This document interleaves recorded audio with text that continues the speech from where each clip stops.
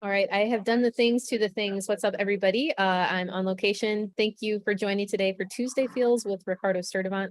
We've got Jason and Amber in the house, so it's going to be a cool, fun Tuesday. I know that the guys are fresh off a class last night that we can talk about. So all of you watching on YouTube, Facebook, Roku, any of those places, let us know where you're watching from in the chat on YouTube, and I'll keep my eye out throughout the show. But for now, let's go ahead and bring in Jason and Ricardo and Amber. Morning, everybody. How's it going? What up? Amber, you missed it a little bit. I'm going to see Guy Aitchison to get some of his biomech encyclopedia, so I'm en route today. Nice. How's everybody's morning going? That sounds like it's pretty exciting, Lauren. It's always a good time to go visit Guy. Yes. Hyperspace is pretty awesome. Amber, have you had the chance to go there ever? I haven't had the chance to go there, but I've seen a lot of the studio on Fireside. Because, you know, Jake has done interviews with him and stuff, and I just ate them up. I've been a fan of Guy since, well, I'm not going to age myself, a long time. I'll send you a little video. I'll do a little walkthrough today and text you it. Oh, awesome. Thank you.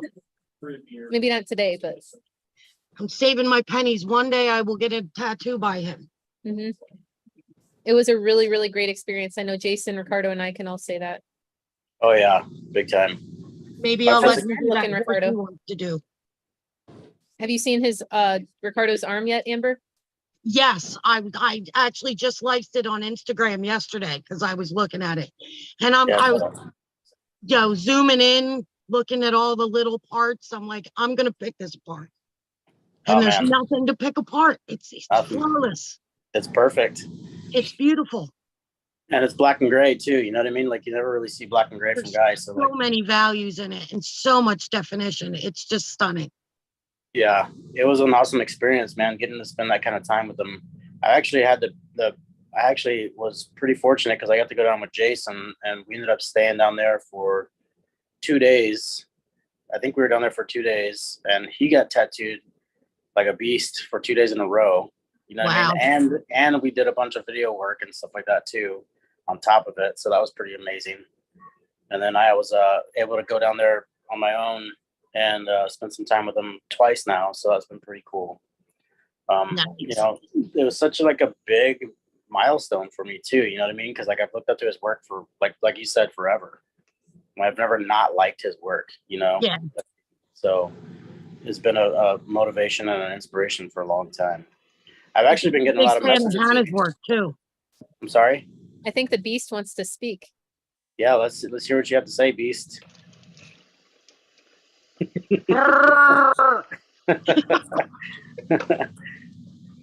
So tell us what that was like, Jason. 2 days in a row, man. It wasn't bad. I mean, Ricardo was there, so you know, just he was there for moral support. I needed my hand to be held. I'm not gonna lie. Fluff his pillow. I could make so many jokes right now. I know. Anyways. No, it was a great time. It was really inspiring. Like just watching this process start to finish, watching, you know, hand movements, hand pressure, tempo, his pace, and the pace at which he works was different. It was very, very different. You know, do you remember when you set your camera up? You remember when you set your camera up and he was like, you asked him if you could, first of all. And then he was like, is this for educational or just documentation? And you're like, both. And he goes, okay, cool. And he picked out the better angle for you. Yeah. And he was like, this is going to be a better angle for you so you can see what I'm doing here. You know what I mean? That was amazing, dude. I was just like, oh, man. Dude, that's so incredible. He just seems like a back guy. Say hello to Bruno. He's watching. Bruno, what up? Bruno, I miss you. Likewise. We were just talking about the new Star Wars show. I don't know if you guys have seen it, Ender. Anyways. Yeah, man, I know Bruno has a piece by him too, a collab piece by him and Marcus Lenhard. Yeah, Marcus Lenhard, yeah. And that's amazing. It's not even Speaking of finished yet. Bruno, Ricardo and Jason, I'm sure you guys are going to want to go see him soon. Oh yeah, His new spot. we have to guest Congrats, spot Bruno, over by at the way, for the Prisma's Art Studio. Mm-hmm. Yeah. Here, I'll pull it up and show you guys real quick. Yeah, definitely.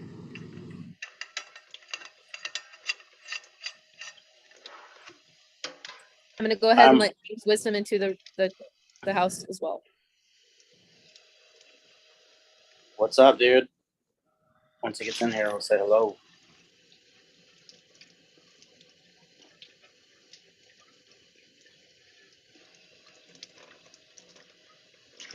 James, good morning.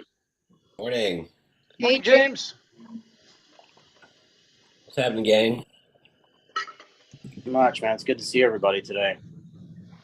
Definitely. We were just talking quickly about Bruno, has just recently opened a new spot. So I'm going to show that off to you guys in Florida. Yeah, let's check it out.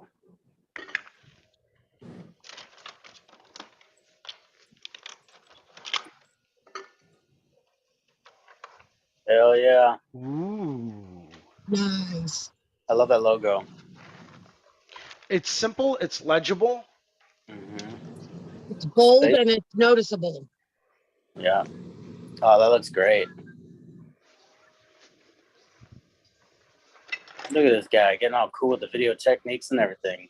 Nice. Man, it's really open. It looks super clean. It's definitely got Bruno's touch in there too. Oh yeah. Look at that.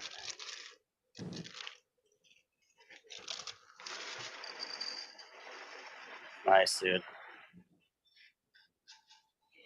I can't wait to go there. And in the wintertime too, when it's going to be like super crappy here in Illinois. Yeah, I would say, man. I mean, this is just my opinion, but like, I'd start making that like take a month or two off, head down there, work with him for a month or two during the super cold months. Yeah, look at that. Look at that, man. That's gorgeous. So solid, so clean, so bright. Those colors are gorgeous. Super saturated too. I remember when he was working on that lionfish. Yeah. Yeah, it's been fun hanging out with him, man. That's for sure. It's been fun getting to know him. He's super dedicated to his work. He's always learning more and more about art. That's real I neat. love, yeah, That geometrical flesh tear thing. yeah, That's cool.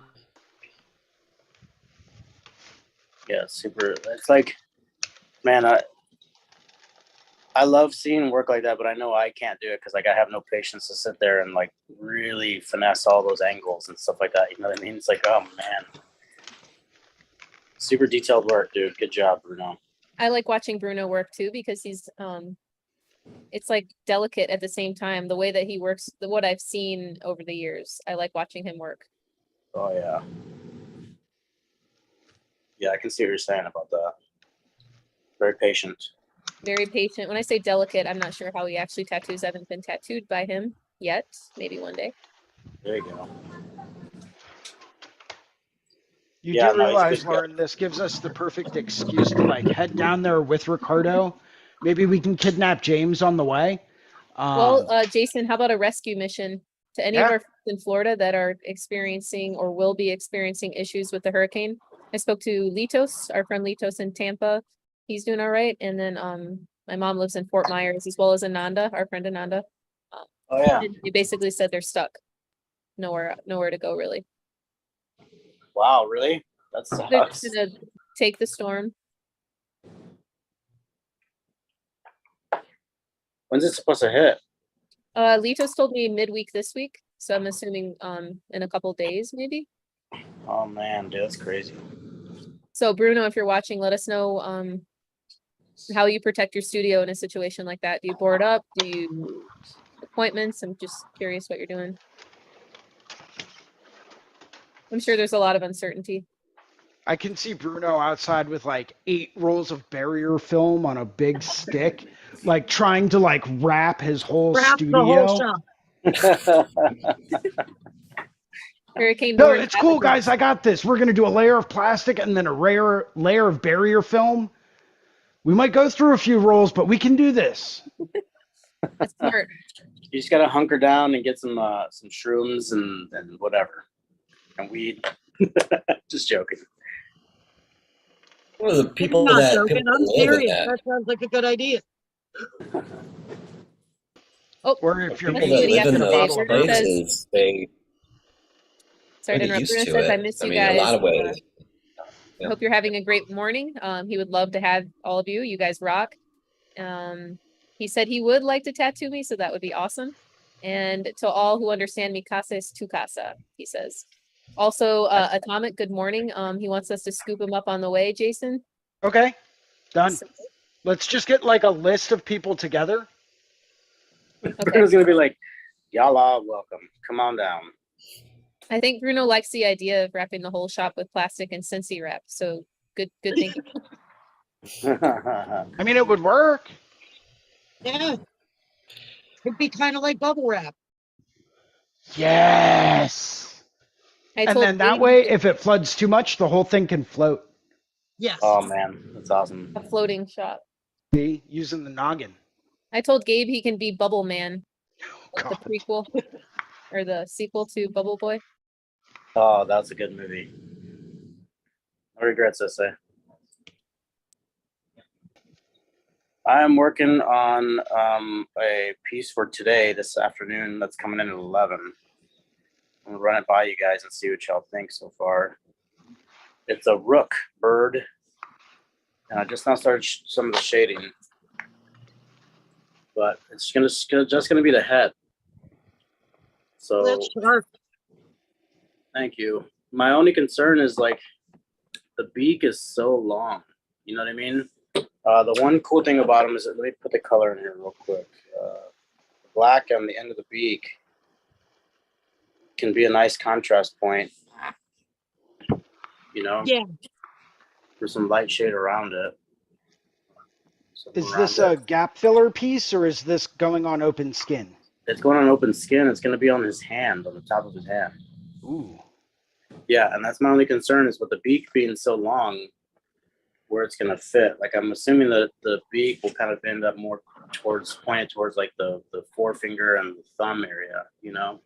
Mm, And I'm trying to play around with some ideas, something kind of furling off of the back of the head to kind of carry up into the rest of his sleeve. So, quick little design hack, by the way, Yeah. for when you have to fit something that's very, very long and thin Mm-hmm. into an area that's a lot more round or wide. Mm-hmm.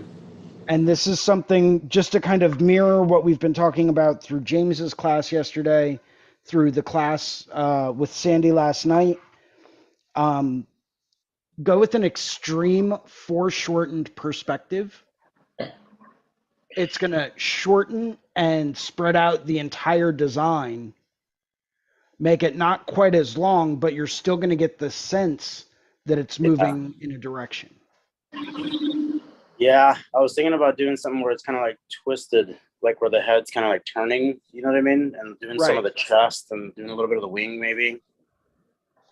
Because then I'd have to design the whole thing over again, but that's okay. I don't have a problem with that. But I think that you might be right. I think you're on something with that.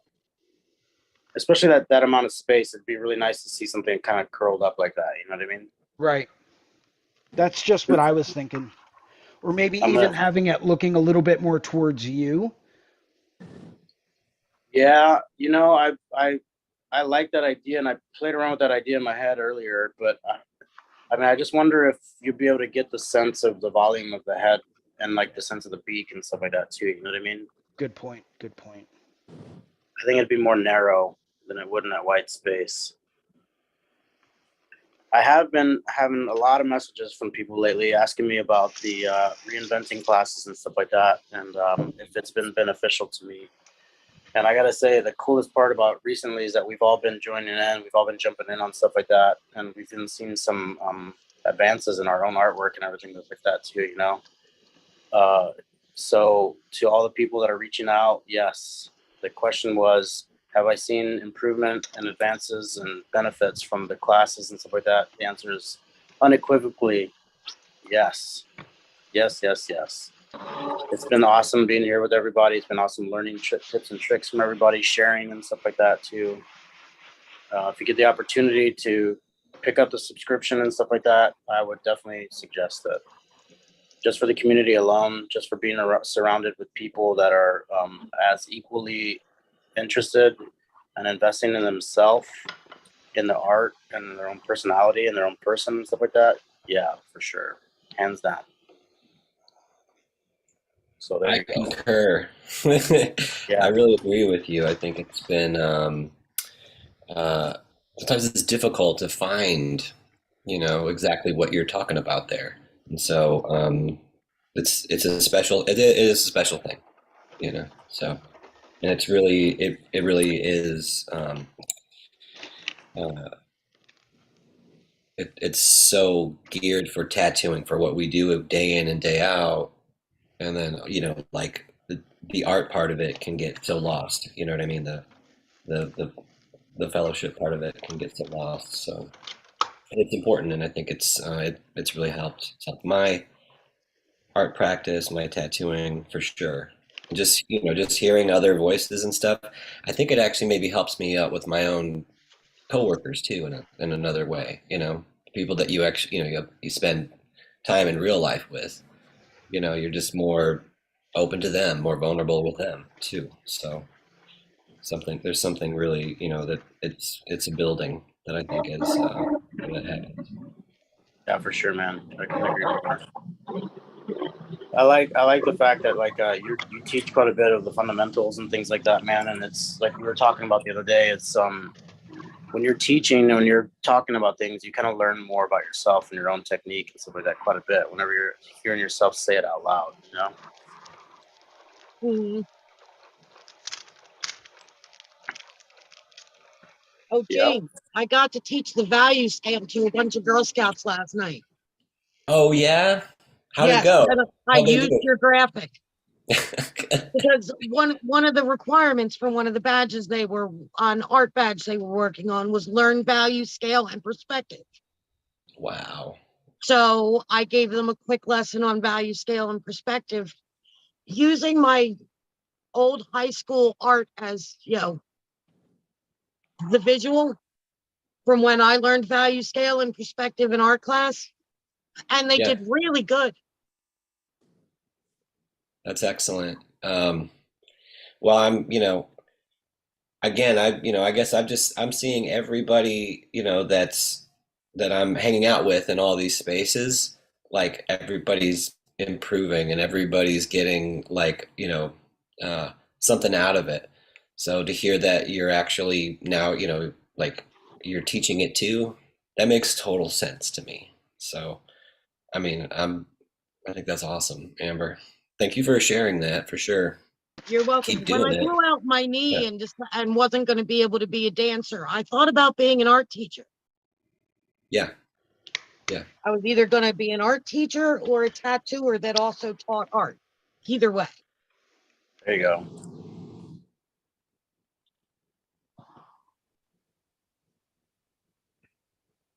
Have you guys tattooed a lot of hands before?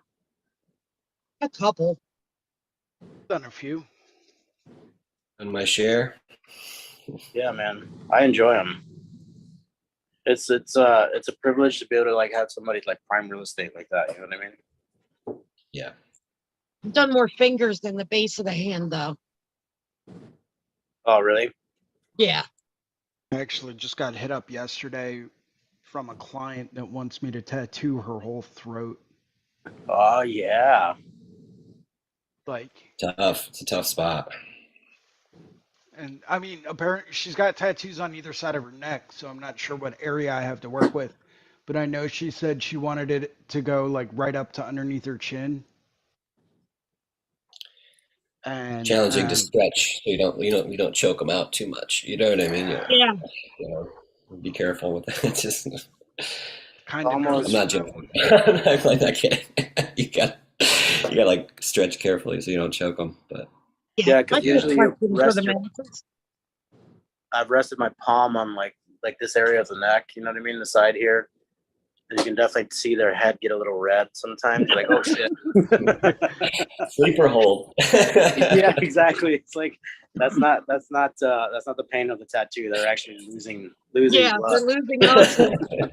Do you guys have them on like a 45-degree like incline so that all the blood like rushes to their head, or? Yeah, that's the best way to do it. Yeah. Just make sure there's no stairs involved after they get up, you know? I recently tattooed a side of the neck, and the woman, she's a repeat customer. She loves watercolor, and I've done tons of watercolor tattoos on her. But I was doing the side of her neck, and she has this condition that makes her skin extra stretchy. Okay. Oh, it took forever. Because Wow. the stretch, it just keeps stretching and keeps stretching and keeps stretching. So we went slow. It looks great. I love it. But it took forever because her it's just like elastic. Wow, man. It's extreme. You know, I thought that was going to be the case with the ribs and stuff the other day too, because normally on ribs, man, it's like you got to stretch that stuff so hard. You know what I mean? This dude was super participatory. What's the right way to say it? He participated pretty well. He sat really well. He just like, and he kept his arm up the whole time too, you know, so that helped out a lot. One thing that I've noticed with necks and throats, though, Jason, is that like a lot of the times you end up having to tattoo them from like over their head almost. Yeah. You can't really come at them straight at it unless you have one of those massage chairs, you know, where people can kind of put their face into it and then rest their chest. Yeah. I've sat them on their back before and tilted the headpiece back, and that usually helps out pretty well too. But you're gonna end up leaning over them quite a bit, and you're gonna have to watch that back, man. That back. Oh, I know. My chiropractor is very happy with me because she makes a lot of money off of me. Yeah. When Yeah. I first started going to her, she's like, "What are you doing?" And I'm like, "I'm tattooing." She's like, "Oh, okay. Now I understand your back problems." Yeah. Yep. Exactly. My chiropractor and my bartender. Yeah. I've never been to a chiropractor. Really, dude? It's awesome. It's amazing. The relief is, it's almost euphoric. I'm almost I've never been to a go. bartender. Yeah, where Not do you really find one a of those? so. You have to like make an appointment or something to have a meeting with them? How do those work? They're kind of like a street shop where it's just kind of like on a walk-in basis. You know what I mean? Oh, okay. First come, first serve, bro. And they give you beer. Yep. Yeah, but I can give myself beer. I actually prefer whiskey. Yeah. Nice. I'm a big fan of all the spirits, really. Yes. I'm a whiskey girl. That's cool, man. It's probably because they used to put it on my gums when I was little and I was teething.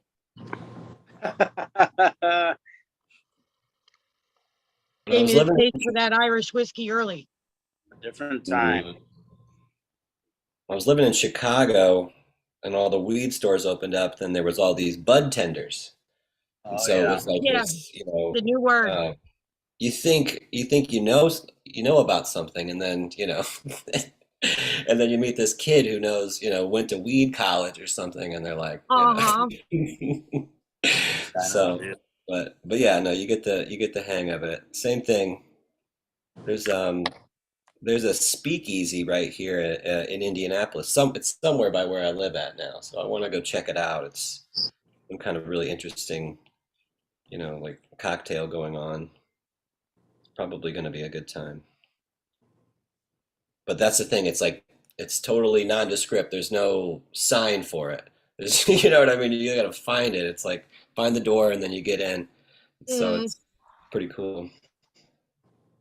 It used to be a tattoo shop back in the day. Really? It was a tattoo shop. No, with like, I think that little tiny sign. Now it's like a speakeasy. So I'd love to open up like a little speakeasy tattoo place.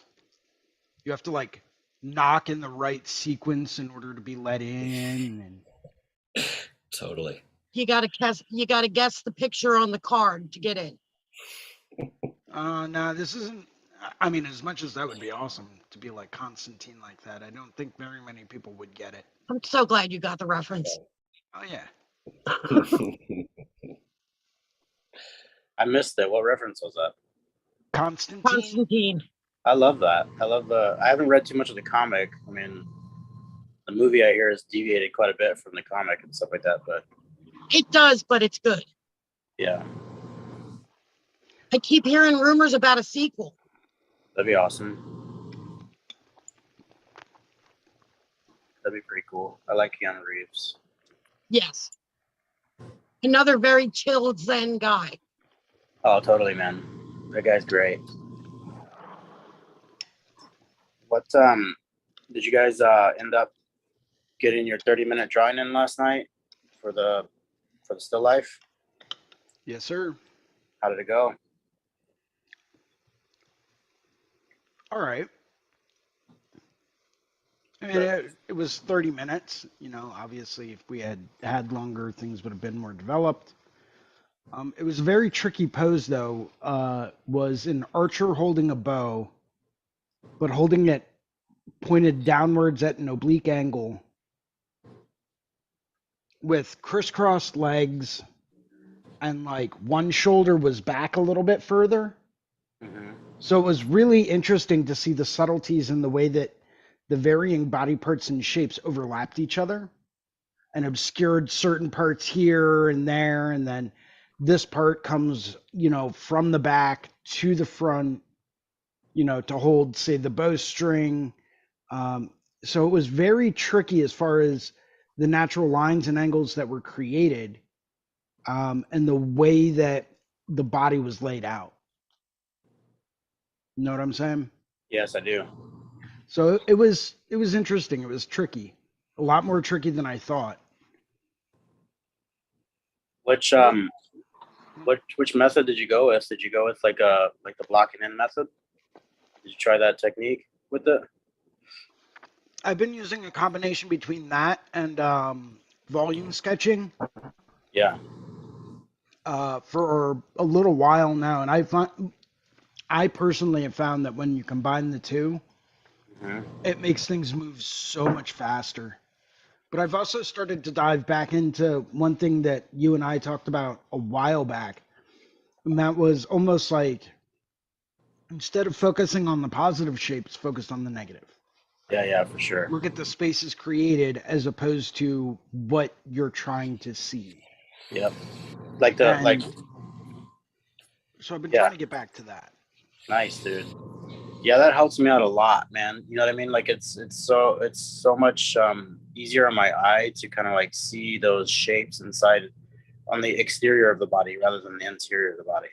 Right? It's like it kind of makes the silhouette almost. Yeah. And then I'm gonna have to like try- what's I think that? I'm gonna have to try that. I never thought of it.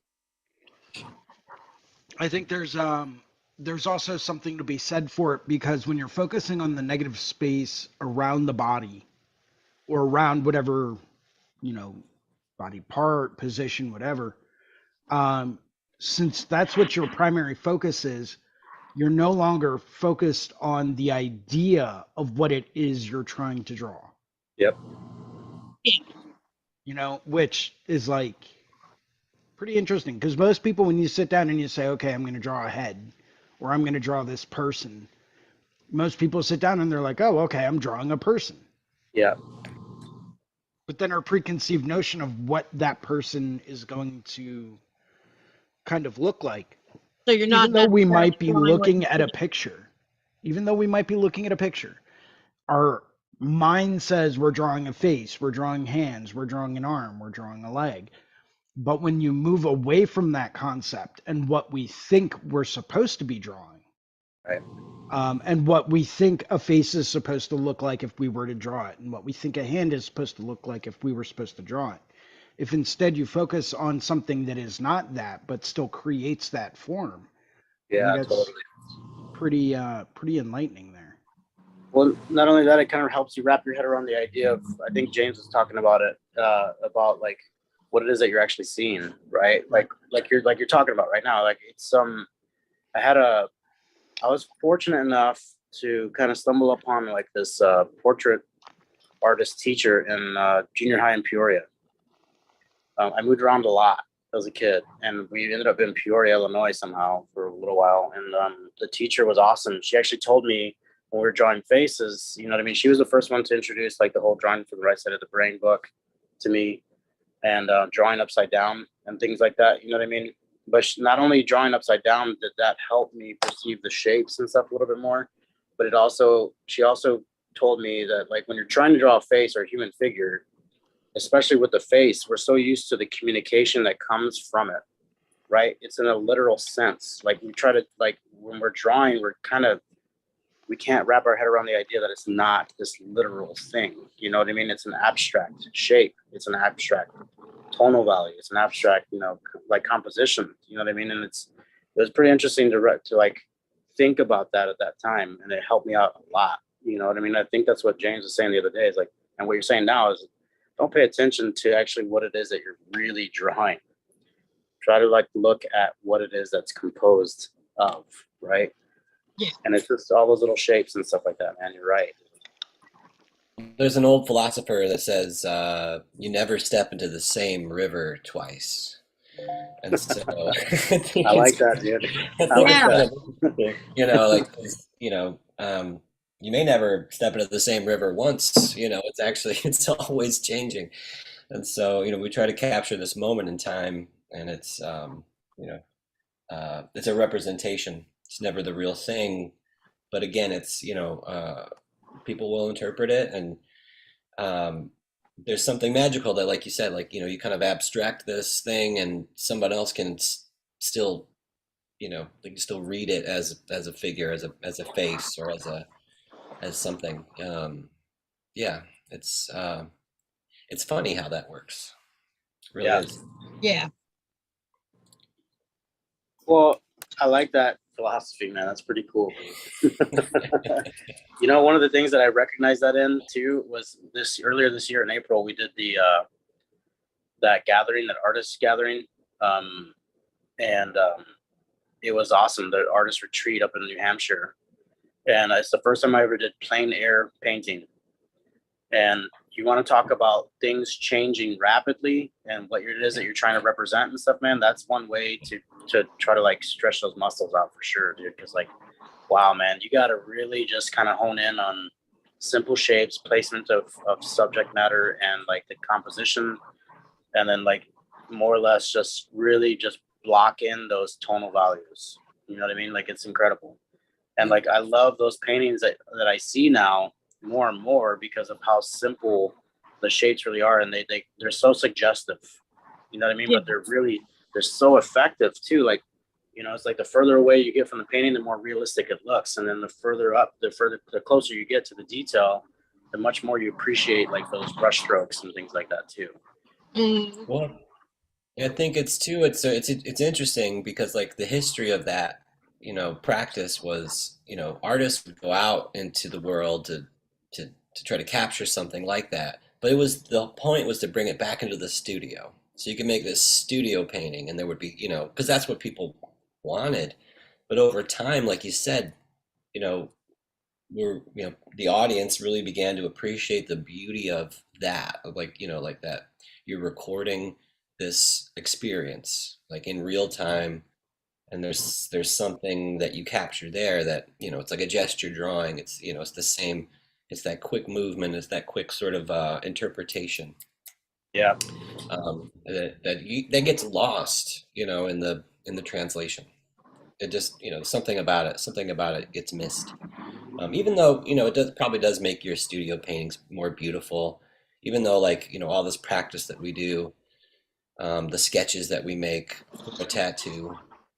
It's going to make the tattoo better. There's still something, really magical about those, like, Stony Sinclair acetates, like Mhm. something about that, all the preparation stuff is, preparations A through G were a complete failure, but on the whole, preparation H feels good, so. Yes, on the whole preparation You H can does get feel by good. without saying that. You can't. That's fantastic. I love that movie, man. Something like that. Yeah, we do a lot of movies around here. Oh, dude, Movie it's buff. the best. I'm pretty sure I can have conversations and nothing but movie quotes. You know what I mean? Yeah.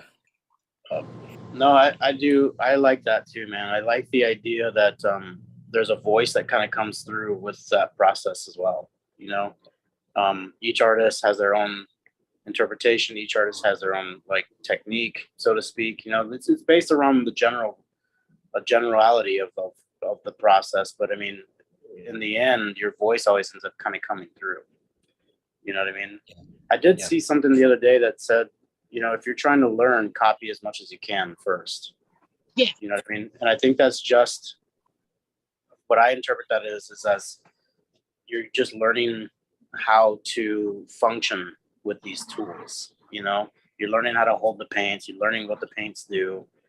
You know what I mean? And you're copying what's already there, so that way you're not worried about any of these other things that are involved, like, you know, value and scale and composition and things like that. So it's pretty cool to think about it in that sense too, man. I think you're right. I think well, you learn how someone does something, but you learn about It helps yourself. to apply it to your own. hmm Your voice emerges. Your voice comes out of it, like you're saying. I think. Totally. And Like, it's so cool to learn so much about yourself in that process too. well, it's like Amber with your teaching, that you did. It's like, you, the teacher, came out. You know what I mean? Like you were using like references. You were using stuff that you got from your high school, from stuff that you've been working on currently. But you were the teacher, and like it was your voice that emerged for everybody last night. And so I think that's you can't help it. You can't help it, Yeah. but that just happens. So, and that's it's beautiful. Yeah, agreed.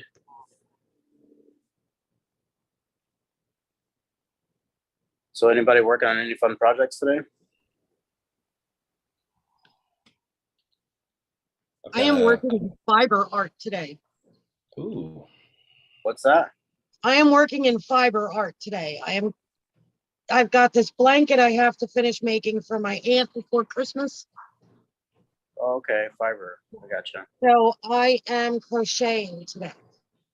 Nice. Been I doing that for a have while? to dedicate a day to do it or I'll never get this blanket done.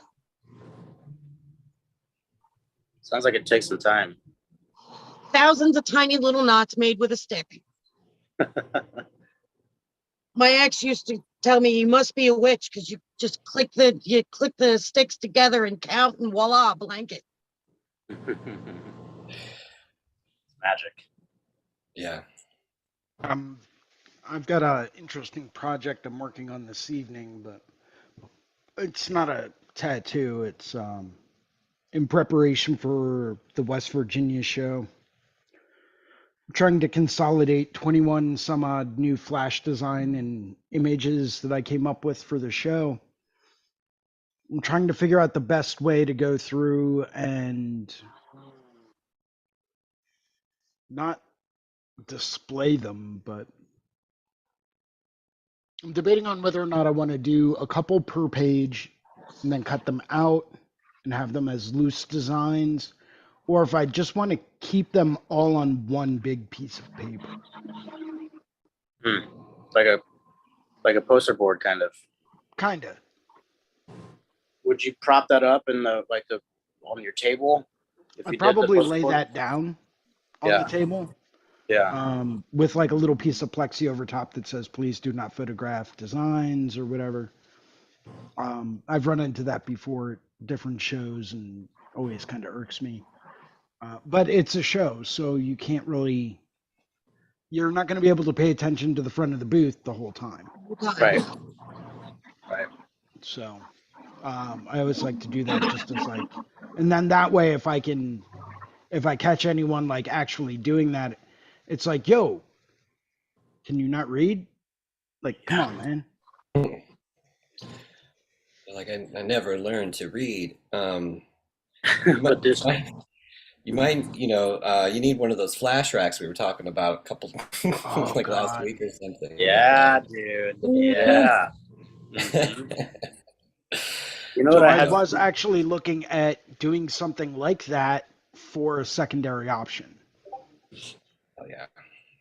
I found some like wire cage display racks. They come, you can build them. They're like squares.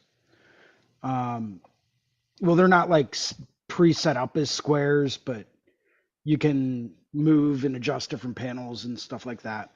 But I was thinking about getting some of those, putting those up, and then actually displaying, printing each design out on like 8x10 pieces of paper, and then displaying each design that way Uh, as like an alternate kind of idea. Maybe maybe you don't really need to worry about people photographing it, and it's just sort of like just let them do it if they want, and what the heck. Yeah, that is Maybe they'll true. put it on social media and promote you, and and maybe yeah. they'll like borrow from it, cheat, borrow, and steal, and then again, you're still getting, you're still putting it Yeah. out there in the world. You're still it's I still kind part of of. I feel the same way you do, James. I'm the same way, man. Like for a long time, I didn't used to put up drawings and stuff like that, especially on Instagram or anything like that, man. But at this point, if I created it and somebody else is using it, dude, then that's like a hats off to you kind of thing. You know what I mean? It's like yeah, it's like it's cool. You know what I mean? Like if that's what you want to do, that's fine. That's not my energy, that's yours. You know what I mean? But at the same time, what is that quote? It's like the greatest thing you can do for an artist is steal their stuff or something like that. Yeah. You know what I mean? Yeah. The greatest compliment you can pay to an artist is to take their things or steal their style or something like that. Yeah. But I don't know. I'm kind of the same way. Good artists borrow, great artists steal. Something like That's what that. yeah, something like that. Yeah. That's the one I've heard before too. Yeah, man. No, the only reason why I haven't posted any of the designs up so far is because I know if I do before the show, a lot of my local clientele is going to want to get the designs that I post. Oh yeah. And they're going to be like, "Yo, can I like book an appointment for that design?" And it's like, "Well, I'm trying to do this one down at the West Virginia show, so you can come out to that." "Oh, well, I can't make it at that, but can you put that one on hold for me?" Sorry. Yeah. Or Mhm. just tell them, hey man, I'll draw something up like that for you. Yeah, You know what I that's mean? what I usually end up doing. Yeah. I mean that way you're double busy, right? You're like an Oreo double stuffed cookie. It's like even better. Because there's double the amount there, brother. They shouldn't even make single stuff Oreos. What? They shouldn't even make single stuff Oreos. Everybody Oh, buys the double stuff. yeah, dude, it's so good. It's so good. You already know it.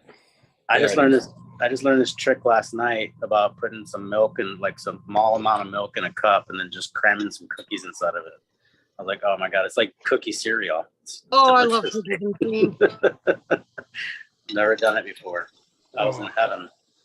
I was in heaven for like 10 seconds that I devoured it. Oh man. No, I've seen a lot of guys around here at the shop. What they've been doing, one in particular, he's got like a portfolio book, and he's just been pulling the sleeve out and taping line drawings inside of the sleeve, and then just sliding it back into the plastic sleeve. You know what I mean? Yeah. And then he just has people flip through the book when they're like, "What do you want to do?" And he's like, "Here, take a look at this book. Here's a book of ideas. Yeah. Yeah, I'll do any of these today, no problem, right now." You know what I mean? And I think that might be another way to display some of the pieces, so people are actually stopping at your booth and having to flip through the book. Or you could prop it up on some kind of like stand, and then they can flip through it that way too. You know what I That's mean? exactly what I was thinking about. Like if I printed them all out on like 8x10 pieces or letter size pieces of paper, I could just grab one of my old like flip portfolio sketchbooks, fill that thing up, and then people can go through and kind of flip through and see different designs of stuff that I want to do. Right. Exactly.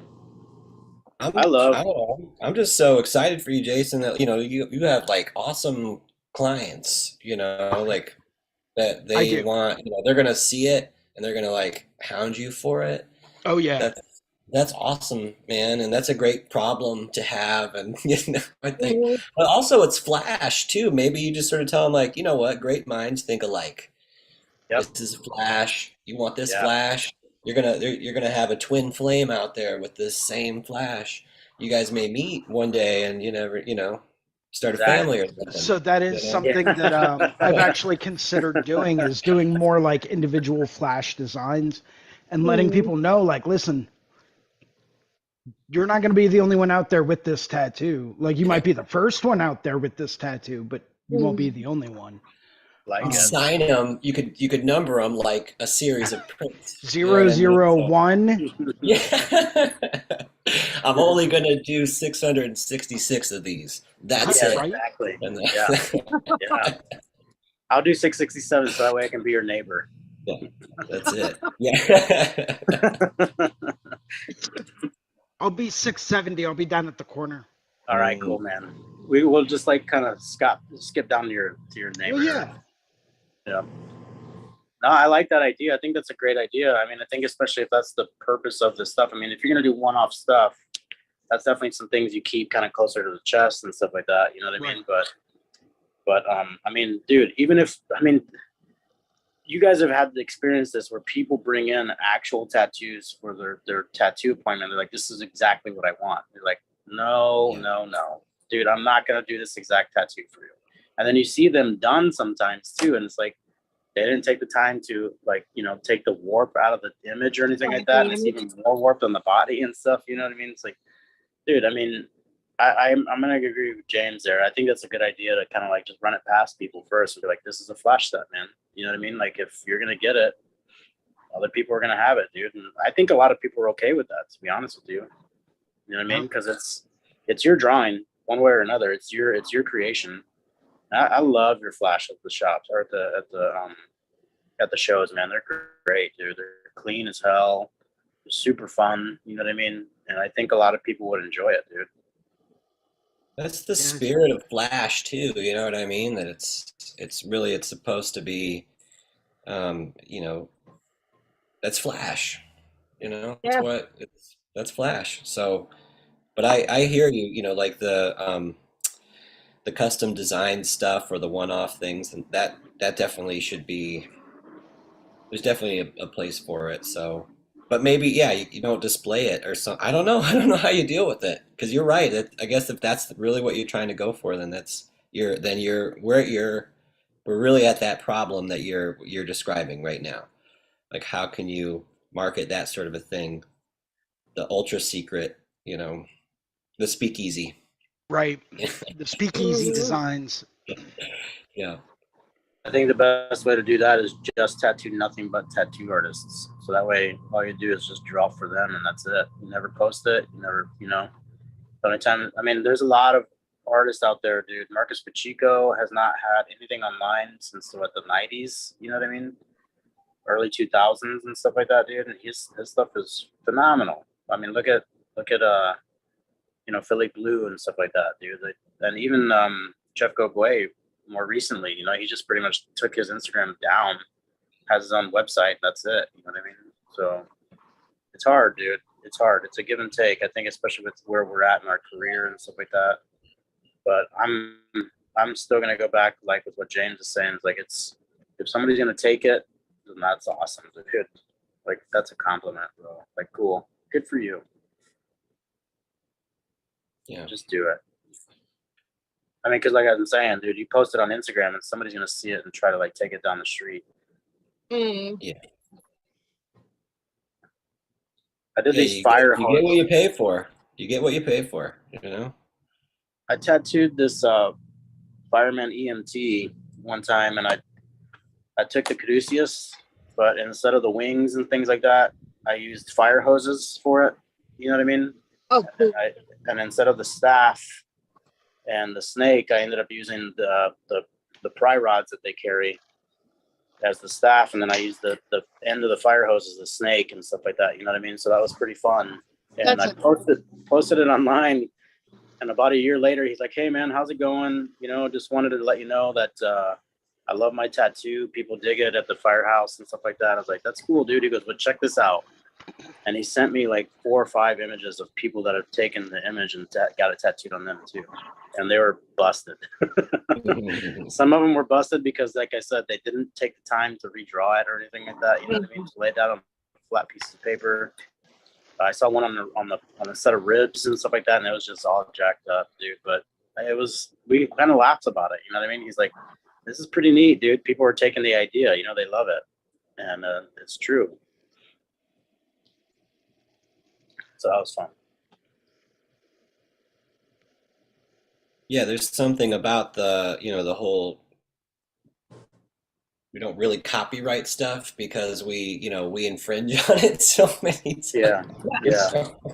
Tattoo artists are like the worst, Yeah. so we kind of, it's the double-edged sword, you know what I mean? Like, you make it, it's gonna be infringed upon. I heard a story about that one guy, you probably know I'm talking about. He had so many Disney tattoos that Disney actually was like, okay, you're cool. Wow. But you're not allowed to do those. Yeah. Yeah. Now we're getting into a whole nother field of things. Not that I've ever done them, but You've never done them before? no. Where's my? Yeah, no, I never. Yeah. Done a lot of Never have. Looney Tunes, Never. but no Disney. They'll go after, yeah. Well, don't make a flash Disney. sheet, with Yeah. with the characters. You will be sorry, likely. But Yeah, Disney's serious about that. yeah. Those guys are crazy, man.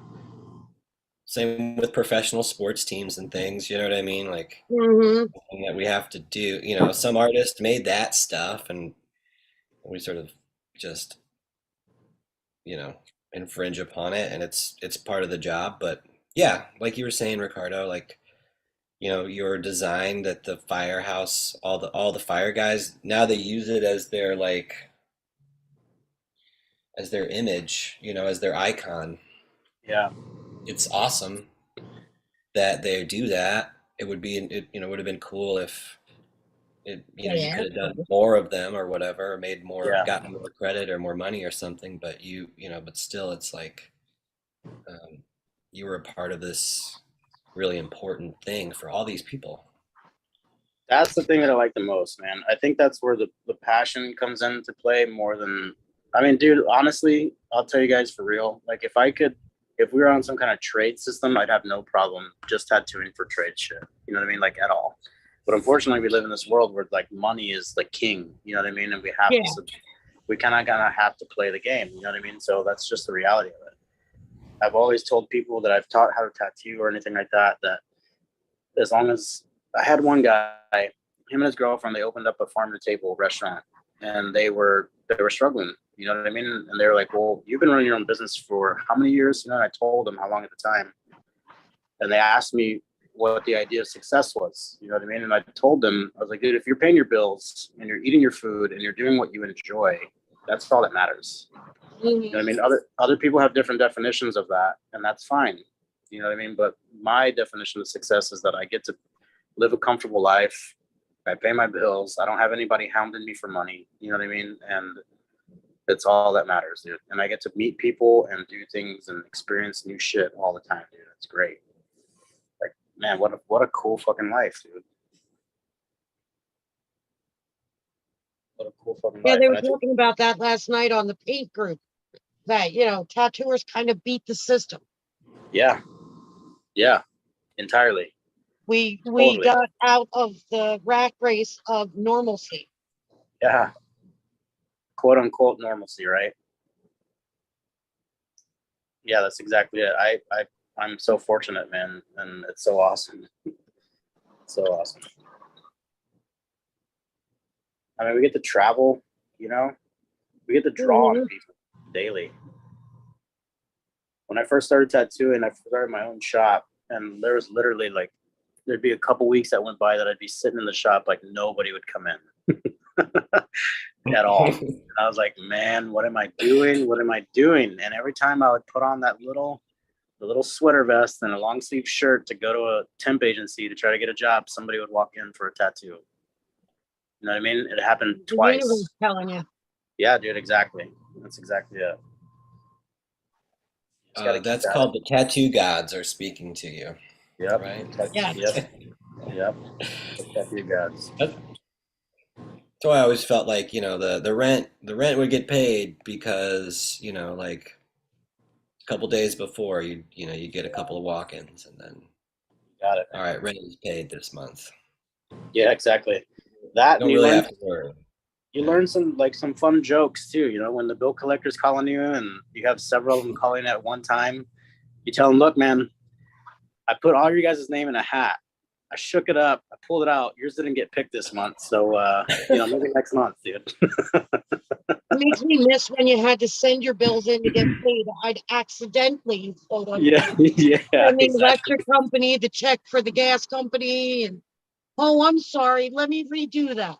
Yeah. Just Dude. give me a week to come up with the money. Oh, it's post dated. I'm sorry. I didn't mean to do that. Let me send you a new one next month. Oh shoot, did I put 2020 on there? I'm sorry, I'm still writing 2020. Yeah. It's Man, it's I gotta pay this every month. Is that... I know, right? I thought I paid you guys last month. What are you talking about? Has it really been a month already? Oh man, dude. That's fucking great. I love it. No, it's true though, man. We definitely have to beat the system, and I can't describe how much joy I get out of this all the time. It's great. It can be challenging though, not like if like explaining it to your loved ones and your family members, they don't always. Get it.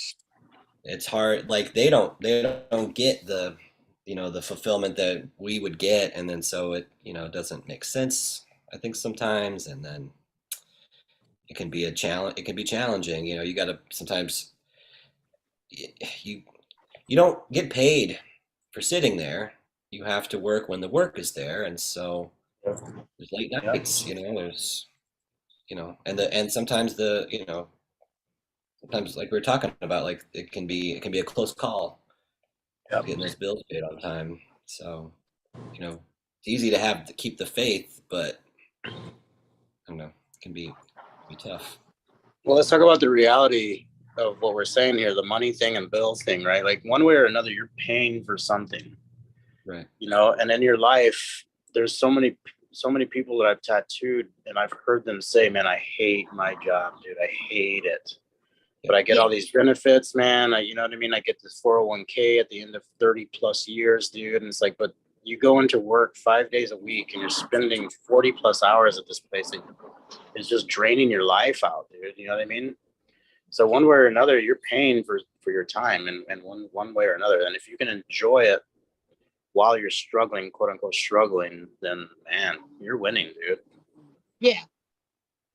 I got so tired of being miserable and making other people money. Yeah, exactly.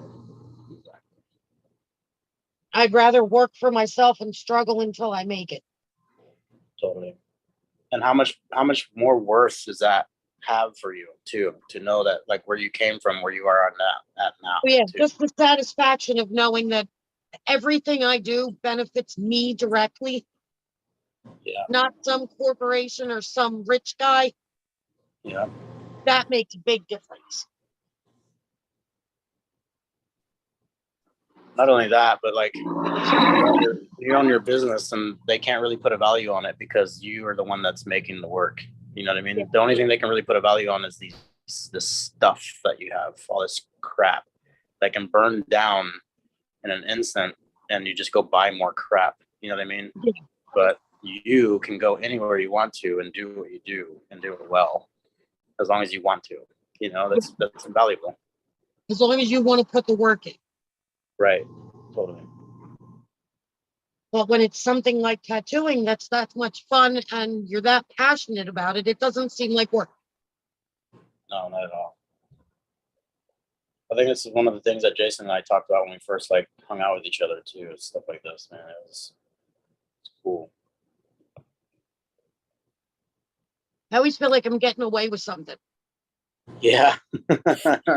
Like you're waiting for somebody to come tell you you can't do that anymore. Mhm. What are you doing?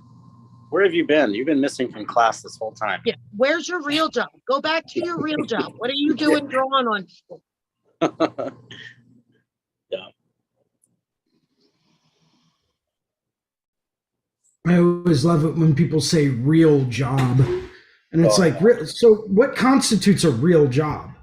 The hours I work, or the amount of work that I do during a day?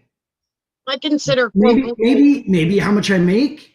a real job is something that Like makes you miserable. define what that is, because I don't know what a real job is apparently.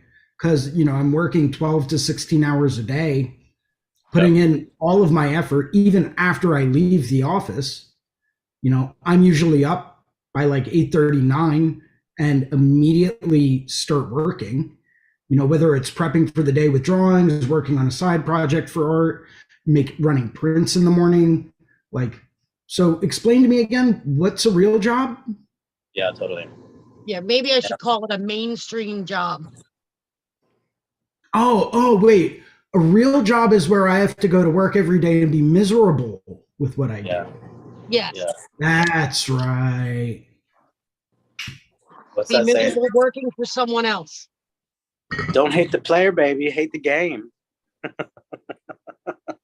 Nah, I can hate the players too.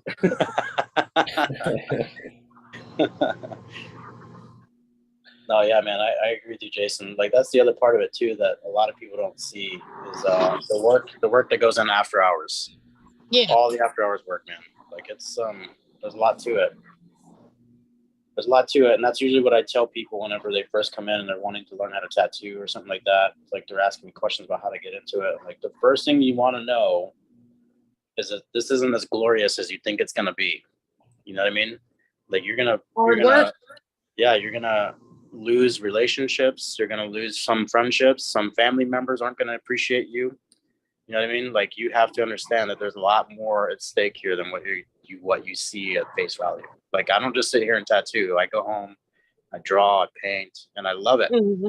But you have to be willing. Who was it? Oh man, I'm trying to think.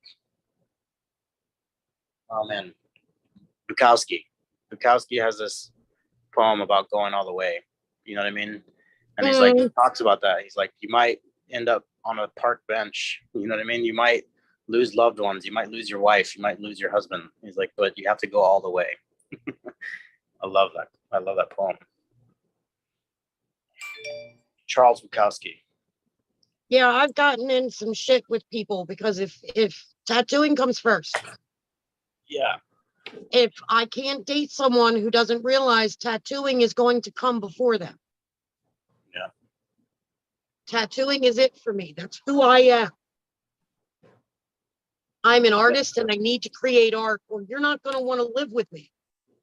Yeah. Yeah. What are you thinking about? Oh, how that color reflects off of that background and it's like affecting the tonal value on your face. Or I'm thinking about this drawing that I have to do for this tattoo in a few weeks, or this drawing is freaking me the hell out, and I don't even know how I'm going to approach it. Yeah. Am I good enough? Am I worthy enough?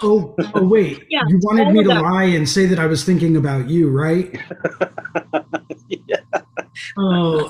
Yeah, sorry. I was thinking about that line I really wished I had put somewhere else so it looked better, and now it's still bothering me. And Yeah, it's pretty funny, man. I dream about tattooing. That's awesome. You know, I used to actually hear the old machines in my sleep. Yeah. I remember. Do you guys remember contact springs with contact points? Yes. Yes. Oh yeah, dude. Love those things, man. Just rattling all over the place, dude.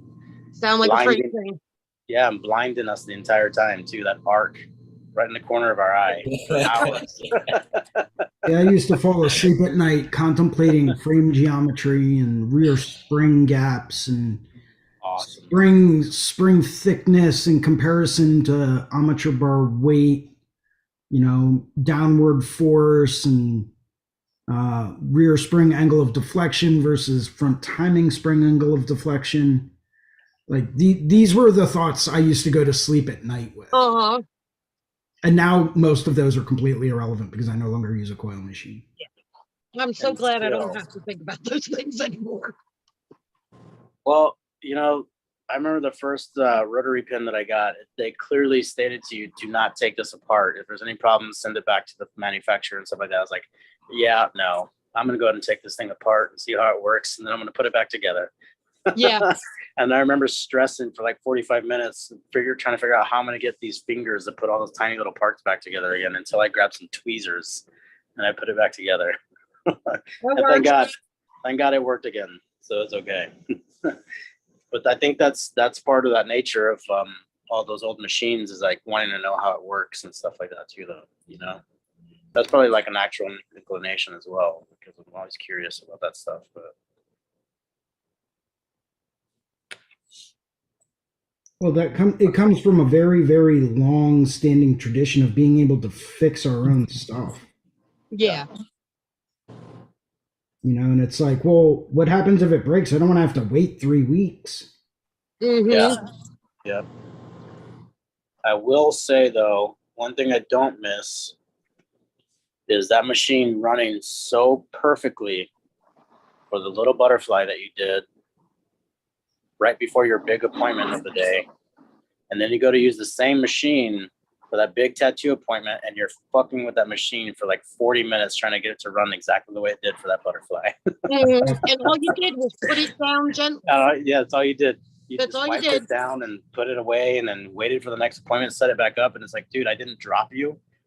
I didn't say mean things to you. I treat you real nice. You have your own drawer with all your friends. You guys hang out together. What did I do to you, man? Why are you treating me like this?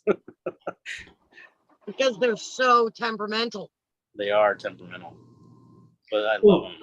And that comes back to like a personal philosophy that I adopted a few years back, and that was eliminate variables, right? Yeah. And if you want to really improve what you do, eliminate variables. You know, eliminate, you know, as much as I hate to say it, like get machines that are going to run perfectly consistently every single time. Yeah. Unfortunately, that means, you know, getting rid of coil machines because they were unpredictable. Yes. And have backup machines. I've got boxes filled with coil machines, and it's like none of them were ever predictable. Not a single one of them.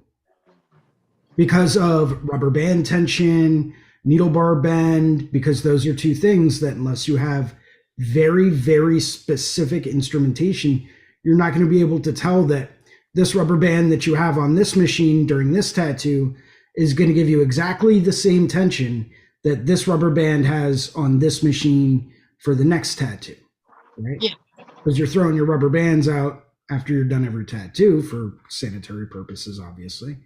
So like you can't really bank on that kind of reliability. So I said, okay, well, if I really want to do this and I really want to do it right and I really want to improve, I have to get something that's more reliable, something that's going to be consistent every single time. Yeah. That and just longevity too, dude. Yeah. That's the most important thing for me now. After tattooing this long, it's like you start looking at some point in time in your career, you start thinking about longevity and how, like I've always joked around that one of the last things I want to do on this earth is be doing a tattoo and fall over right in the middle of a tattoo. You know what I mean? Just leave somebody with some kind of like weird line on their arm. Be like, don't ever erase it. Don't cover it up. But longevity is like important for sure. So like the lightweight of the coil or the rotary machines is awesome. All the pens. It took me a while to get adjusted to that. What do you guys think? Did you guys have a period of adjustment with the counterbalance of the coil versus the rotary pens and stuff? Oh yeah. I didn't. No. Because I didn't move straight over to pen machines at first. I made the slow, what I call the slow transition. I went from a coil machine over to something like a Neotat. Yeah. And I got one of the big brass Neotats. So I had that same kind of a counterbalance there. Yeah. And then from there, I started to move to lighter weight rotaries. Then I got an Injecta. you know, so there was like a slow progression over the course of like 3 or 4 years where I would constantly start moving in that direction to the point that I'm at where it's like, okay, now it doesn't really matter what machine you put in my hand. I know what I'm looking for and I know how to make it work to its maximum proficiency every time. Yeah. I mean, but it was definitely a slow progression for me. So I didn't really have too much of like that kind of a shock there. But Yeah. that's just But something I was using coils like every day. And I took a hiatus, you know, from tattooing. It's probably about, I'm being honest, about 10 years where I didn't do any tattoos really. Mhm. And so when I, you know, I've been tattooing again, and I've really just I've switched over to, you know, to all pens, you know, rather than, you know, I did a few tattoos with my old coil machines, and They're you know, so they were brutal.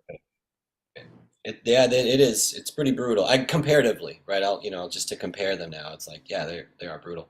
I really enjoyed the, you know, of course there's a lightweightness to it, you know, but this, you know, the pens seem to have enough power, and you know, and the with the cartridge, it's, you know, for the most part, it's so accurate, like where it, you know, where it Mm. sits. Like Jason was saying, there is a lot of you know, consistency in how it runs and how, you know, you can sort of, there's a lot that you can count on it, but I mean, you can't always account for the next person's, you know, flesh. It's going to be Yeah. different. The next design is going to be different. The next, you know, like their, you know, like um the condition of their skin, the, you know, their pigmentation, all of it. So there are so many variables. So, you know, so you're really right. I mean, if you can take the variables, you can lower the variables on the mechanical side. It's going to help you navigate those, you know, that really, really tricky terrain. You know, of like you're doing a different design on somebody, you're doing it, you know, with a different body. That's always going to be, um, it's always going to be the challenge. And so, so yeah, there's, I really appreciate the new technology. Um, I guess I just figured it's like, you know, like vibrators have come a long way. So it's pretty much like, They have. it's like vibrator technology, right? It's so, you know, it lasts and lasts for, you know, mine will go for like, you know, 12 hours. I got a battery, that thing will go for 12 hours. Did you get the DeWalt That version? too. Is it the industrial grade DeWalt with the replaceable battery packs, right? Yeah, right. Yes, I have one I can put a battery in. I got one that I can plug in. You know what I mean? I've got that external battery thing. You know, I'm I bought a Cheyenne. I bought the, you know, I tried to get that latest and greatest one that has all the different, you know, uh, you can set it all different kinds of ways. I had it delivered, and I missed the delivery by probably just a few minutes. I was on a train head out of town to go do a tattoo, and you know, it showed up. I was hoping to catch it, right? But anyway, it totally got stolen. Oh Got man, dude. stolen Oh my right God. off the porch. You know, so Man, anyway, it was a big hassle. I got my money back, you know, that's good. thank God. But it was, you know, Yeah, because it was the expensive one. yeah. But yeah, now I don't got Really that. are. So I think I'm gonna get a Numa though. That's what I, you know, I thought it was maybe it was a, you know, maybe it was a, you know, again, tattoo god intervention. Like get a Numa. So I'm gonna do. I'm gonna save up. Maybe for Christmas I'll get one of those. There you go. My next investment is going wireless. I'm Good. not, I don't have batteries yet, but I am working on that. That's what the pennies are being put away for. Good. As soon as tax return season hits, we're going wireless. Good for you. You're gonna love it. it's a game changer for I sure. I love being wireless. It's the best. Yeah. One thing that I was thinking about though,